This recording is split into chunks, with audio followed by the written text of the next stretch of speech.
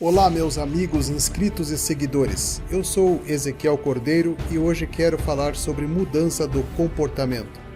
Segundo a ideologia de gênero, eu e você, homem que está me assistindo agora, não somos homem e você, mulher, não é mulher. Por isso temos que experimentar todas as formas possíveis de sexualidade até descobrirmos qual é o nosso gênero. Confesso que eu não queria tocar no assunto sobre ideologia de gênero, mas não consegui me conter e depois de pesquisar sobre o assunto, quero compartilhar com mais detalhes sobre o tema que está em alta nos programas de TV, filmes, novelas e muito comentado em vídeos aqui no YouTube. Ideologia de gênero. O que significa? Qual sua origem? Quem está por trás desta doutrinação? Saiba agora depois da vinheta.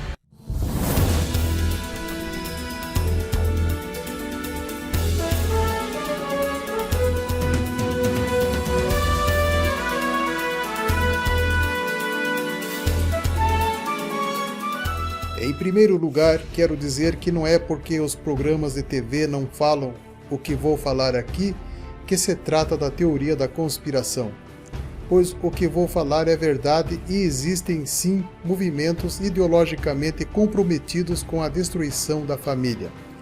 Existem muitos documentos que comprovam haver uma elite intelectual articulada para fazer sumir da face da terra a instituição familiar, os quais falam a favor e promovem a ideologia de gênero como sendo uma evolução.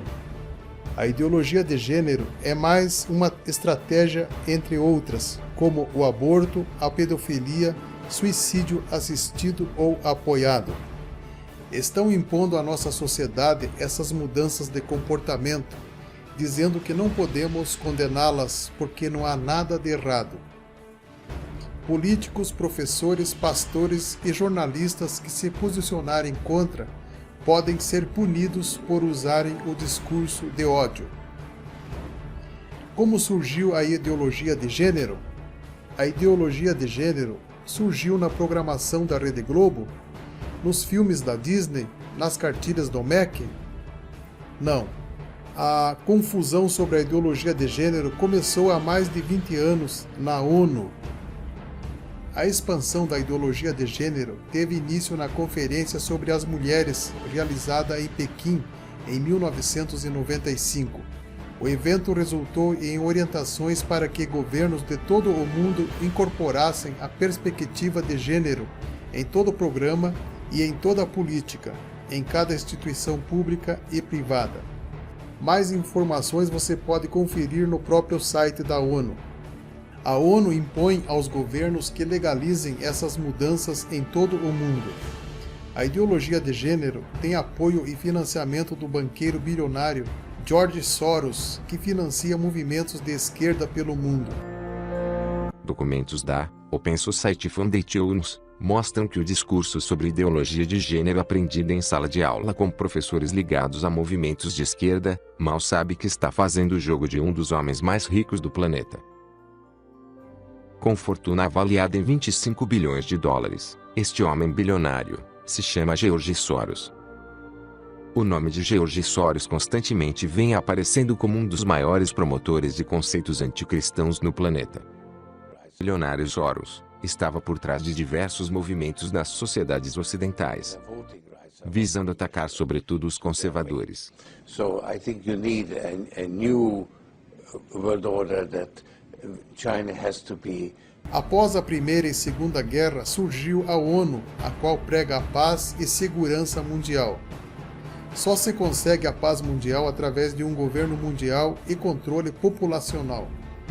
Abolir a soberania mundial a fim de estabelecer um governo mundial forte, o qual ninguém possa se opor. Fazer com que todo mundo pense igual, e a pessoa que pensar diferente será considerada um problema para a sociedade. Quais são os seus objetivos? Um dos objetivos é o controle e redução populacional. Se você não assistiu, assista o vídeo Explosão Demográfica: 7 planos para reduzir a população mundial. Outro vídeo que sugiro você assistir é Agenda 2030, Depois de financiarem as clínicas de aborto e esterilização e a indústria dos conceptivos, agora eles perceberam que só isso não basta para reduzir a população mundial. Então eles decidiram agora investir na ideologia de gênero. Se a mulher assumir ser homem e os homens decidirem virar mulher, destruindo a família tradicional, haverá menos nascimento de crianças no mundo. O movimento feminista surgiu para dizer que a mulher deve se libertar da tirania do homem. Ela deve odiar ser mãe, esposa, cuidar do marido e ficar em casa cuidando dos filhos. A ideologia de gênero é mais um mecanismo para acelerar a redução populacional. Em uma palestra ministrada pela doutora Andrea, juíza de direito da Vara de Família de Divinópolis para alguns vereadores, ela diz o seguinte: para a ideologia de gênero não existe diferença entre adultos e criança, entre homem e mulher. Não é considerada pedofilia um adulto ter relação com criança de 10 anos. A Unesco já tem documentos reconhecendo o direito da criança ter vida sexual ativa a partir dos 10 anos de idade. Todos poderão usar e abusar de sua sexualidade da maneira que quiserem. Na nova sociedade serão permitidas todas as formas de sexualidade. Você pode transar com quem quiser e até com animais. Ideologia de gênero é você quem escolhe o que quer ser. Os professores, políticos e até eu, que estou fazendo este vídeo, não podemos manifestar ideias diferentes do que eles dizem ser o politicamente correto. Os pais que não concordarem com a ideologia de gênero e educarem seus filhos no padrão tradicional poderão ser denunciados, e o Estado pode interferir como já está acontecendo em alguns países. Você já ouviu falar no plano das 6 etapas para a mudança do comportamento? Etapa 1. Alguma prática tão ofensiva que nem deveria ser discutida em público é defendida por um especialista respeitado em um fórum respeitável. Etapa 2. A princípio o público fica chocado, depois indignado. Etapa 3. No entanto, o simples fato que tal coisa tenha sido debatida publicamente torna-se o assunto do debate. Etapa 4. No processo da repetição prolongada do assunto chocante em discussão, gradualmente vai anulando seu efeito, e neste caso a ideologia de gênero, repetida 1000 vezes, se tornará para muitos uma verdade. E mesmo que a população se revolte e não aceite, o governo irá impor de forma autoritária que os países aceitem, quer os pais aceitem ou não. Etapa 5. As pessoas não ficam mais chocadas com o assunto. Etapa 6. Não mais indignadas, as pessoas começam a debater posições para moderar o extremo ou aceitam a premissa procurando os modos de atingi-la. Este método insidioso de modificar o comportamento profundamente arraigado das pessoas está sendo direcionado com sucesso em todo o mundo ocidental. Milhões de pessoas estão experimentando mudanças de comportamento em uma ampla variedade de assuntos. Essa mudança de comportamento é essencial para alcançar a nova ordem mundial. O movimento feminista conquistou algumas coisas boas para as mulheres, como a possibilidade de ter opinião, a chance de trabalhar fora, a Lei Maria da Penha que as defende de agressores. Outra conquista do feminismo foi o ato de hoje a mulher também poder ser mãe solteira. Poder vestir calças compridas também foi uma das conquistas. Toda mudança causa polêmica no início, depois é aceita pela sociedade. No tempo de nossos avós, a mulher não se podia usar calças no dia a dia. Mais tarde as calças começaram a ser permitidas, mas somente em passeios de bicicleta ou a cavalo. Quando as mulheres começaram a sair às ruas usando calças, essas mulheres eram taxadas de prostitutas ou pecadoras pelas famílias tradicionais ou cristãs.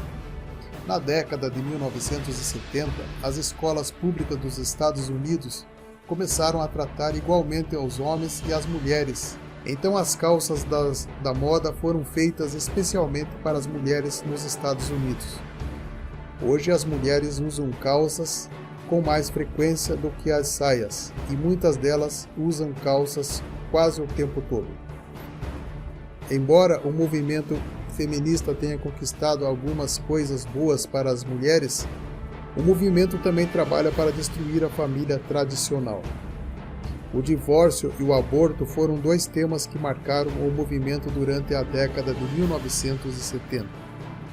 Hoje, as feministas radicais estão entre os mais ferozes defensores do aborto e do controle da população e a desestabilização da nossa sociedade atual. Temos que trabalhar para destruir o casamento. O fim da instituição do casamento é condição necessária para a emancipação das mulheres. Devido a isso, é importante encorajarmos as mulheres a abandonar os maridos e a evitar viver com homens.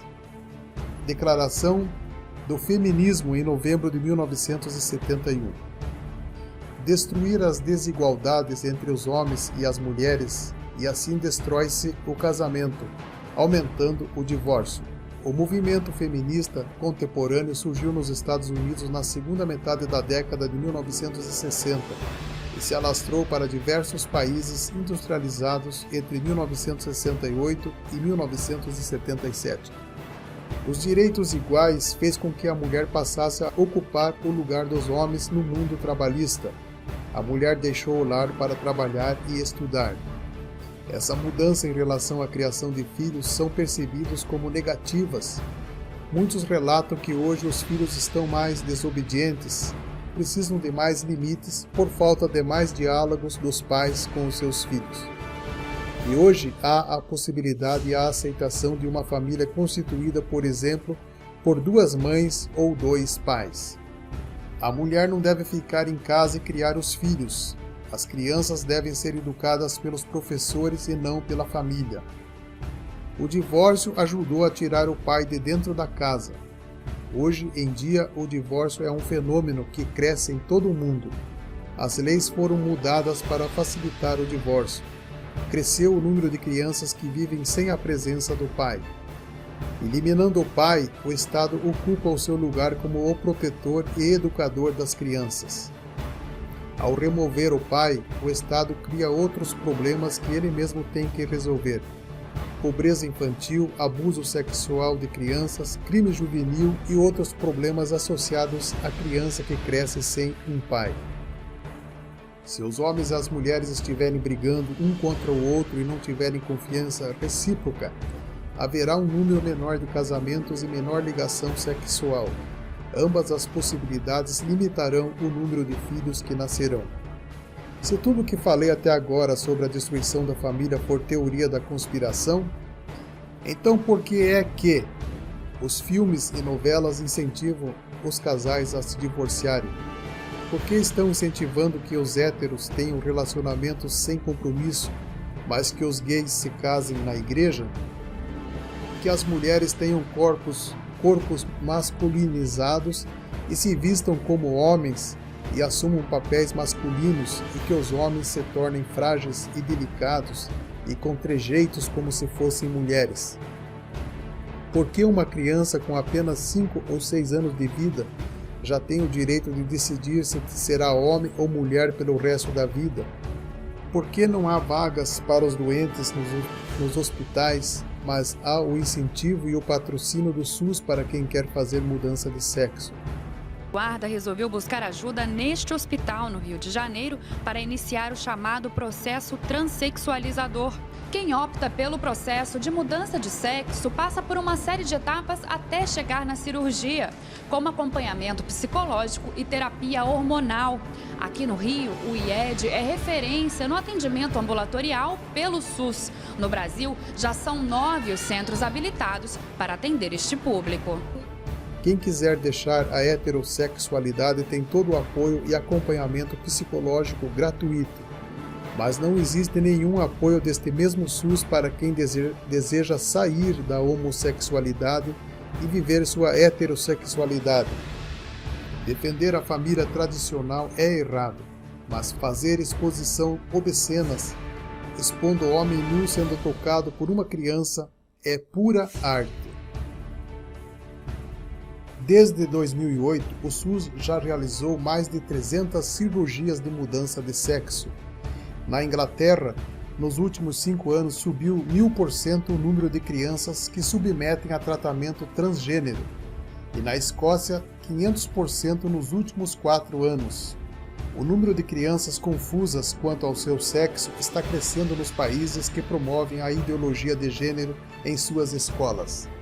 Você sabia que o projeto de lei, o PL 5002, assinado por 2 parlamentares, um do PT e outro do PSOL, que é o deputado Jean Willis e a deputada Érica Cocais de Brasília.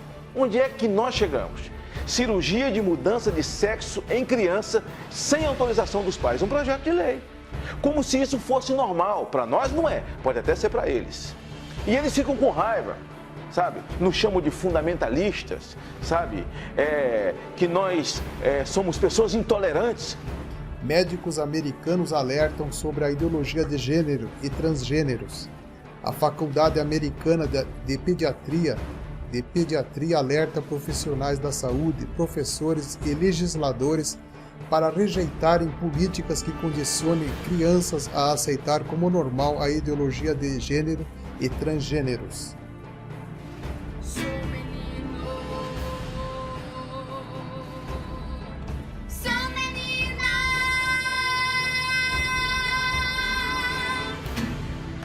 O bondoso Criador fez meninos e meninas, macho e fêmea os criou. A palavra nos ensina, não nasci no corpo errado.